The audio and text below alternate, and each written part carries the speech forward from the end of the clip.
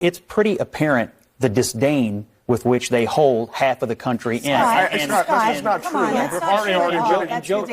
Scott Jennings, who we've shown you a bunch of clips of, who's doing a nice job. Here he is pushing back against a guy by the name of Franklin Leonard. I don't know who he is, as he blames Biden's comment. You're not going to believe this. Yeah, it's the stutter. It's the stutter. Say though, Bakari, he was in his house, the White House. He was in his house doing this, and the reporting is that there are places that he can be useful, but he's not everywhere like you might expect a sitting president to be for his vice president. I don't know that I would expect this president to be everywhere in this moment. I mean, look, a critical element, any coach will tell you, any CEO will tell you, a critical element of running a team and winning is assessing the strengths and weaknesses of your team members and making sure you allocate them in the right way. Joe Biden has never been a big arena speaker. He's never been the most fluid speaker. And by the way, as someone who had a stutter growing up, it's very obvious to me that there's an apostrophe at the end of supporters there. He was referring to the garbage spewed by supporters, not simply the supporters themselves.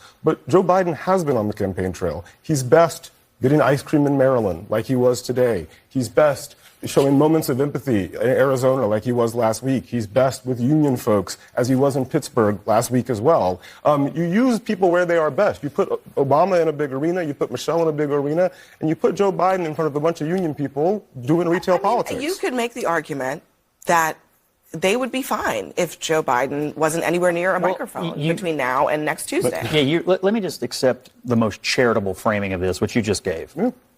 Why is he sitting in front of a laptop at the exact same moment Kamala Harris is out on his backyard trying to give the closing argument to her campaign?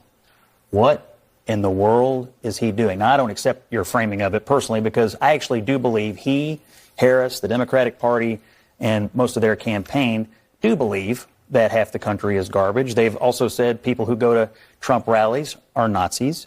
And so it's pretty apparent the disdain with which they hold half of the country in. That's not true. We've already litigated it in Kamala's speech tonight. But as a tactical matter today, no, but you don't just get to say why in the world is Joe Biden giving remarks at the same time as Kamala Harris? I'll give you that. Yeah, and then, of course, they all try to pile on him. Yeah, everything Scott said there was right. Listen, what is worse? You guys call half the country Nazis all the time. That's everywhere, constantly, nonstop. You do it on CNN all the time.